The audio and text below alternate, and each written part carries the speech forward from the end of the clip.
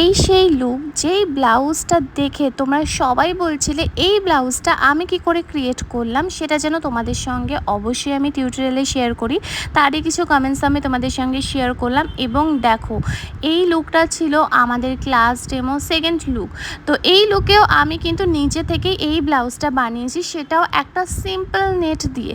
তো দেখো, তোমরাও কি করে ক্রিয়েটিভ লুক করতে পারবে, তার জন্য কি করে তোমরা অফ শোল্ডার ব্লাউজ বানাবে, আর সেটাও তোমাদের ঘরে যা ওড়না বা তোমাদের ঘরে যেই জিনিস থাকে সেই জিনিসগুলো দিয়েই তোমরা বানাতে পারো, যেগুলো আমি আমার ক্লাসে কিন্তু স্টুডেন্টদের সঙ্গে শেয়ার করছিলাম। যে সবসময় বড় বড় ডিজাইনার বা খুবই হেভি হেভি ড্রেস থাকলেই তুমি একটা সুন্দর লুক ক্রিয়েট করতে পারো, এরকম কিন্তু কোনো ব্যাপার নেই। কারণ আমি মনে করি একটা আর্টিস্ট মানে তার ভেতরে ক্রিয়েটিভিটি থাকাটা খুব ইম্পর্ট্যান্ট।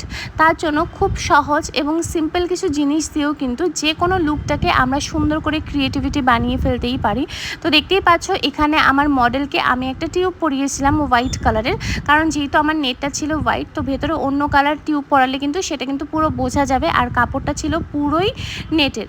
তো টিউবটা পরানোর পরে মিডিলের যে পার্টটা ছিল সেই পার্টটাতে আমি হোয়াইট কালারের সুতো দিয়ে মিডিল পার্টটাকে টেনে পুরো বেঁধে নিয়েছি। তাহলে কি হলো, আমার পুরো ব্লাউজের শেপ ক্রিয়েট হয়ে গেছে। শেপটা ক্রিয়েট করার পরে কি করছি, ব্যাক সাইডে আমরা ওটাকে পুরো টেনে সেফটি পিন দিয়ে লাগিয়ে দেবো, সেটাও আমি তোমাদের সঙ্গে শেয়ার করব।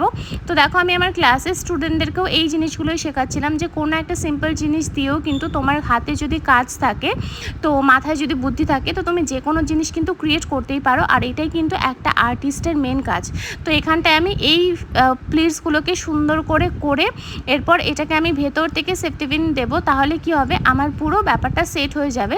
তো আমি যে নেটটা কাট করেছিলাম, নেটটা আমার একটু সাইজে বড় হয়ে গেছিলো, কিন্তু আমার নেটটা আর একটু ছোটো করে কাটলে আরও বেশি ভালো হতো, ব্যাক সাইডটা একটুও ফুলে থাকতো না। তো দেখতেই পাচ্ছ, টিউবের সাথে আমি এই নেটটাকে সুন্দর করে নিয়ে ভালো করে আমি সেফটি পিন করে দিচ্ছিলাম টাইট করে, আর মিডলের পার্টটা পুরো কুচি কুচি করে তারপরেই কিন্তু ব্যাক পার্টে আমি নিয়ে আসছি। তো যে এটা তোমরা যে কোনো একটা জর্জেটের কাপড়, বা আগের দিন তোমরা দেখছিলে যে আমি একটা আসামির গামছা দিয়ে ব্লাউজটা ক্রিয়েট করছিলাম, তো এইভাবে কিন্তু তোমরা যে কোনো লুকের সাথে রেড কালার হোক, হোয়াইট কালার হোক, বা অন্য কালার, যে কোনো কালার দিয়ে কিন্তু এরকম তোমরা ব্লাউজ ক্রিয়েট করতেই পারো।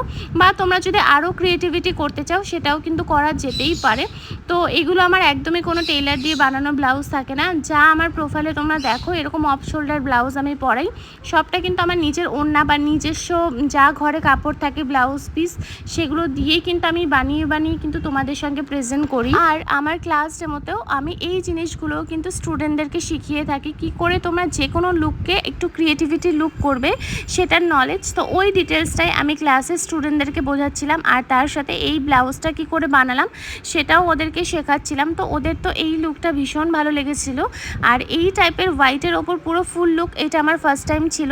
তো তোমরা অবশ্যই কিন্তু পুরো লাস্ট অবধি ভিডিওটা দেখবে, দেখি কিন্তু অবশ্যই তোমরা জানাবে আমার আজকের এই লুকটাও তোমাদের আগের লুকের মতো কীরকম লাগলো, বা কোন লুকটা তোমাদের বেশি ভালো লেগেছে, আজকের নাকি আগের সেই রেড শাড়ি দিয়ে যে সাবেকি লুকটা আমি করেছিলাম। তো ওটা একটু ব্রাইডাল কনসেপ্টে ছিল, তো আজকেটা একটু আমি অন্য টাইপের করার চেষ্টা করছিলাম। এটা আমার ইচ্ছা ছিল অনেক দিন ধরেই করার। তো এই পুরো আমার কমপ্লিট লুক, ওপেন হেয়ার, তার সাথে হাতে চূড়া আর গলাতে এরকম একটা নেকলেস, আর পুরো ফুল হোয়াইট। তো তোমরা অবশ্যই জানিও আজকের লুক অ্যান্ড ব্লাউজটা কীরকম লাগলো তোমাদের।